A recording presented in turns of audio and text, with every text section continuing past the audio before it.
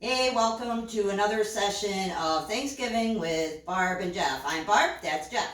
Jeff is going to run us through a stuffing recipe for Thanksgiving, and I'm going to tell you right now, it smells pretty good in here already. So I'm going to turn it over to Jeff for a few minutes. Go ahead.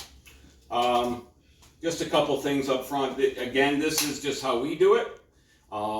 You may do it differently. I just have a family recipe that we do, and you can alter it as you see fit. One thing to remember that I'll tell you in any video or anything that we're making is go light on seasoning, because you can always add more to taste. You can't take it out. So as you're going through, just be careful with that thing. So in our recipe, what we're going to do is actually use a little bit of sweet sausage. A lot of people like it, some people don't. A couple things about sausage and how to cook it. We get ground sausage, and basically you put it in a pan, and sausage has a lot of grease and oil in it. So what we're doing is cooking it and drain it, put it back in the pan, drain it a second time, and then I actually put a half a cup of water in per pound and let it steam a little bit. Pork is kind of touchy with different kinds of bacterial diseases and stuff you can get like that. So I really cook pork a lot. You really can't overcook ground pork. So after that, drain it really, really good. Some of the other things that we're using in our stuffing is onion, celery, and this is fresh ground sage. Dried sage is just as good, but we just happen to have a little bit of fresh, so we cut that up. And what you do is after you've drained this, really, really good, you throw this in the pan with your stuffing, and then you're going to cook that. You're going to cook that down until the vegetables are kind of soft, okay? And at that time, well, what we're going to do is we're going to talk about real quick about cutting things. Real quick, I worked in a restaurant for a few years, so I was used to cutting a lot of stuff. So I'm just going to show you real quick a safe way to cut things where you're not going to cut your fingers. Another thing too, if you notice here that I left the greens on top of the celery, and that's because there's an awful lot of flavor in that stuff. A lot of people will cut that off and throw it away. I don't. I leave that. So whatever you're going to be cutting, this isn't the best cutting board, but I'm going to try to sort of show you what I'm doing here. You sort of curl your fingers in like this, almost like you're scratching something, and then you put your knife right up to your fingers like this. Now, the point of your knife should be on the cutting board and should never leave the cutting board. Okay? So what you do, work your fingers back, and you see my knife never leaves the cutting board. People get caught when they start doing this. Okay? So you just sort of go like this, work your way back. Okay, that's how you do it. And with fresh herbs and things like that, this is a little bit of that sage that I saved just for this purpose. So same thing, just sort of curl your fingers in and cut. Knife never leaves the board. Okay, then you turn it if you want it smaller, and you go the other way. So that's basically a little bit on cutting. Okay, so we have our stuffing, or we have our sausage in there. We have our onion, celery, and sage. Okay, and we're going to cook that down a little bit. Now at this point, just to keep it from sticking to the bottom, this is chicken stock. And I use a lower sodium chicken stock for a couple reasons. The cubes that you get, depending on what you get, they have a little bit of seasoning on them. Okay, the pork, that has some seasoning in it. So these things already have salt in it. I don't want to over salt this. So I'm gonna add salt to taste, but I'm using a lower sodium chicken stock. Okay, so if Barbara wants to add, maybe half a cup. You're shaking, you okay? No, I'm fine. That's fine. good. That's good. About that much. Okay, and then we're going to heat this up with the vegetables in it. It'll cook a little quicker if you throw a top on it. But basically, you just want to reduce that down, get all the flavors working together. Now, the rest of the stuff we have here, and there's a million different kinds of breadcrumbs out there. There's cornbread, there's country style, there's herb, there's onion and sage, there's a million different ones. Most of them already have seasoning in them, so be careful with that. If you want to just add your own, there's an unseasoned breadcrumb out there. This time of year, it's getting harder and harder to find stuff because Thanksgiving's coming. So I had to go to 4 different stores to find this stuff. My mother-in-law used to lay bread out all over the kitchen, different kinds, until it was crusty. And then she'd cut them up. She made her own crumbs. That's how they used to do it. We've done that before too. You get some older bread to season it up, cut it up, butter, put a little bit of butter on there, shake it in a big dish like this, season it, pop it in the oven. That's really good, and that's just a good thing if you got older bread to make your own croutons and stuff too. All right, so we have a combination of a couple things. We have wheat, white, and actually we have a potato bread cube in here. Okay, so the other things that we're going to use to season this stuffing is black pepper, garlic powder, not salt, garlic powder, poultry seasoning, and then a moistener is going to be, like we said, the chicken stock and some butter. Okay, so Barb's going to throw this together for us. Okay, so remember, you got your vegetable stool over here cooking away a little bit. You want all this pepper? All that pepper. All this pepper. Okay, so we got black pepper, and that's about a tablespoon. That is the garlic powder, and that's about half a tablespoon. Okay, now we got poultry seasoning, tablespoon and a half. And then we got melted butter.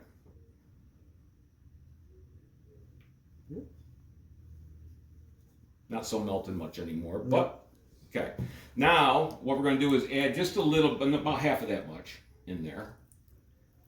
Okay, so now at this point, we're going to pretend that this is all nice and hot and everything, and we're going to throw this right on top. Dump it right on top here. You know, there's different places in the United States add different things. Up in New England area, they do oysters. The Amish, Pennsylvania area, they like to use potatoes and bread in their stuffing. There's other places that like to put lobster in their stuffing instead of the sausage. Down south, they have cornbread stuffing. So it depends on where you're at and what region of the United States, what you're putting in your stuffing. Do you call it stuffing or you call it dressing? I call it stuffing. And being from central New York then, what would we put in there? Like greens and stuff? Like, possibly. Like, what else are we famous for? I don't think we should put half moons and riggies in there. That'll work. Like I said, do whatever. So Barb's been mixing that up a little bit, and now what we're going to do is add the rest of our chicken stock. Down south they call it dressing because at one point in life they thought it was kind of crude to just call it stuffing, so they dressed up the word. Kind of like when they say, bless your heart. It's not as nice as it sounds. But anyhow,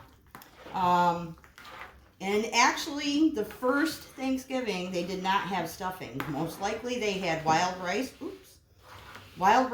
and whatever wild bird. They don't even think it was turkey yet.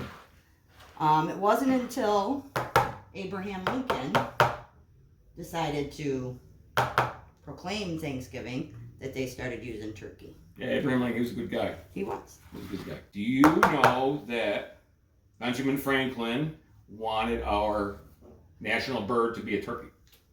No, did not know that. Yes, she did. She did know that, but she's just saying that. All right. Well, they say if you want to soar like an eagle, you can't hang out with turkeys. That's all I'm saying. She's got it mixed up really good there, pretty good. Remember that it may look overly wet to you, but we are going to bake this in the oven.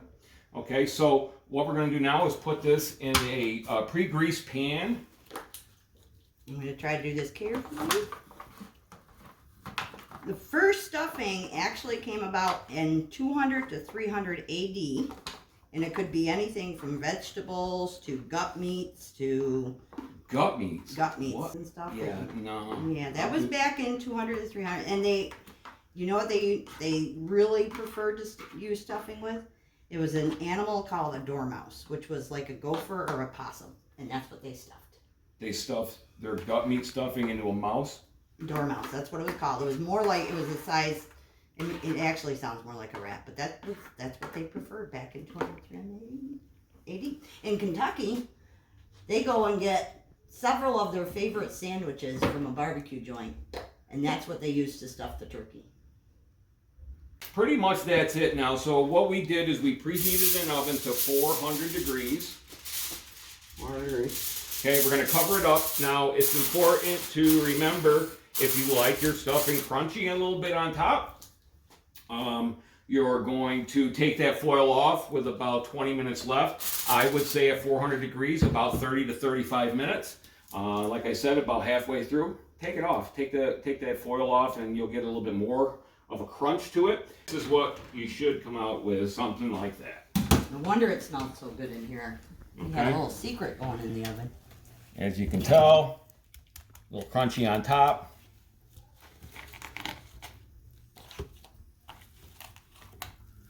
So that's what you come up with. Now, Jeff, you and I last week kind of were talking about stuffing and stuffing the bird versus not stuffing the bird. This is a long ongoing debate. If you talk to somebody in like the health department or things like that, they say not to, because even as much as you clean the turkey, there's always going to be some blood and juices that get to the center. And if you don't cook your bird all the way through, potentially that could get right into your stuffing. My grandmother did it for years and years and years. I'm still here. That's how A lot of people still do that, to each their own. We sort of cook it like this because we're going to just, whatever's left over in our house, we're just going to wrap it up and we're going to throw it in the fridge. And I don't have to go digging in the bird every time I want some stuff. Pretty much our stuffing recipe, like I said, that's how we do it. You can taste it as you're going through. Once you mix everything together, if you want to try a little bit before you pop it in the oven and adjust the spices, however you see fit. There's a million different things you can put in stuffing, as Barb said. You know, it's one of those traditional Thanksgiving foods that we all like. Do you like stovetop stuffing? I know. Actually, I do, but I eat it dry, the cubes and stuff dry. Okay. You know, and Well- not that I buy it to eat the cubes dry, but it's like, you know, once in a while there's nothing in the house and I gotta have some sort of snack, so I'll open that up and I'll eat that. Well, when I was doing research for this video, I read that the inventor of stuffing died in 2005. Somebody actually invented stuffing? And stuffing's been around, like I said, 200 to 300 AD, and I'm like, Yeah. what are they talking about? Is the lady that helped invent stovetop stuffing. My husband would argue with you, she did not invent stuffing. Yeah. She invented that box stuff, and I can't buy that either.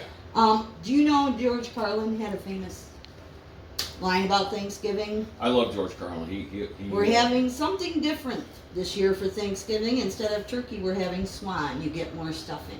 So, this is Jeff and Barb, from Rise Recovery Center. and remember, Program of Catholic Charities. an optimist is a person who starts a diet on Thanksgiving Day.